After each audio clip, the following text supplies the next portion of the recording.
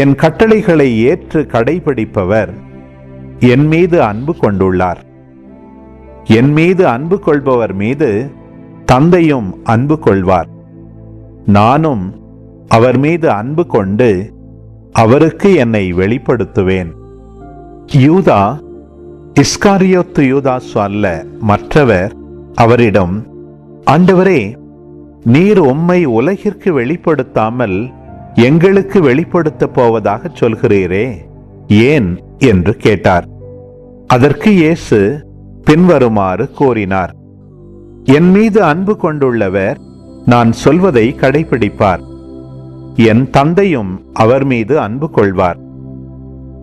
நாங்கள் அவரிடம் வந்து அவருடன் குடிகொள்வோம். என் மீது அன்பு கொண்டிராதவர் நான் சொல்வதை கடைபிடிப்பதில்லை. நீங்கள் கேட்கும் வார்த்தைகள் என்னுடையவை அல்ல, அவை என்னை அனுப்பிய தந்தையுடையவை.